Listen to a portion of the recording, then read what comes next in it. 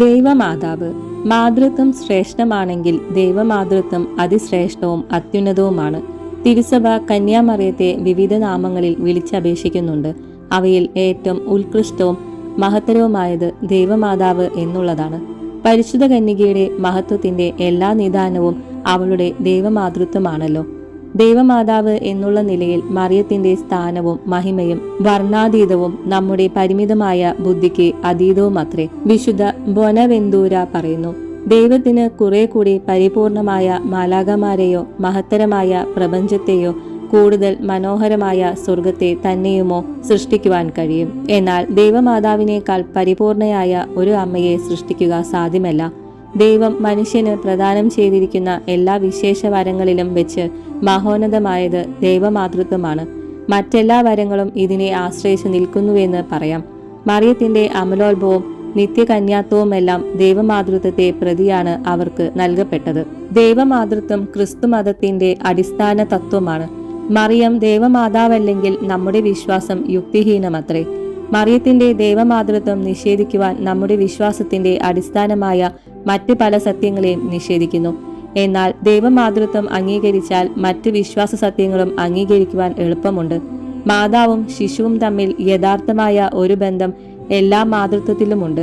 ഈ ബന്ധം ശാരീരികം, ധാർമ്മികം, സ്വഭാവാതീതം എന്നു 3 തരത്തിലാണ്. ശാരീരികമായ വിധം ഗർഭധാരണം, പ്രജാസംവഹനം, പ്രസവം തുടങ്ങിയ മാതൃകർത്തവ്യങ്ങളിൽ അടങ്ങിയിരിക്കുന്നു. ധാർമ്മിക ഘടകം ശിശുവിനെ ജനിപ്പിക്കുന്നതിൽ മാതാവിനുള്ള സമ്മതമാണ്. സ്വഭാവാതീത ഘടകമാകട്ടെ പ്രസ്തുത സമ്മതം വരപ്രസാദ പ്രേരിതമാകുമ്പോൾ ഉളവാകുന്നു. മൂന്നാമത്തെ ഘടകം സ്വാഭാവിക മാതൃത്വത്തിനാവശ്യമില്ല. ജനിപ്പിക്കുക, പ്രസവിക്കുക മുതലായവ നാം വ്യക്തിയിലാണ് ആരോപിക്കുന്നത്. സ്വാഭാവിക ജനനത്തിൽ മാതാപിതാക്കന്മാരുടെ പങ്ക് ശിശുവിന്റെ ശരീര രൂപീകരണമാണ്. അപ്രകാരം രൂപീകൃതമാകുന്ന ശരീരത്തിൽ ദൈവം ആത്മാവിനെ നിവേശിപ്പിക്കുമ്പോൾ അത് വ്യക്തിയായിത്തീരുന്നു.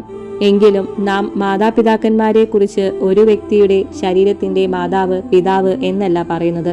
ഇതുപോലെ പരിശുദ്ധ കന്യകയും മാംസമായി അവതരിച്ച ദൈവവചനത്തിന്റെ മാതാവ് അഥവാ ദൈവമാതാവ് എന്ന് പൂർണ്ണമായ അർത്ഥത്തിൽ നമുക്ക് പറയാൻ സാധിക്കും. മറ്റു മാതാപിതാക്കളെ പോലെ മറിയവും തന്റെ ശിശുവിന് മനുഷ്യത്വം മാത്രമാണ് നൽകിയത്. എന്നിരുന്നാലും മനുഷ്യ സ്വഭാവം സ്വീകരിച്ചത് ദൈവിക വ്യക്തിയാണ്. അതിനാൽ മറിയം ദൈവമാതാവാണ്. സാധാരണ മാതൃത്വത്തിനാവശ്യമായ ദാമ്പത്യ ധർമാനുഷ്ഠാനം കന്യാമറിയത്തിൽ സംഭവിച്ചിട്ടില്ല. ബാക്കിയുള്ള മാതൃത്വത്തിൻ്റെതായ കടമകൾ എല്ലാം അവൾ നിർവഹിച്ചു. മറിയം ദൈവസുതനെ 9 മാസക്കാലം ഉദരത്തിൽ സംവഹിക്കുകയും സ്വരക്തത്താൽ പരിപോഷിപ്പിക്കുകയും ചെയ്തു. പ്രസവാനന്തരം സ്തന്യം നൽകി.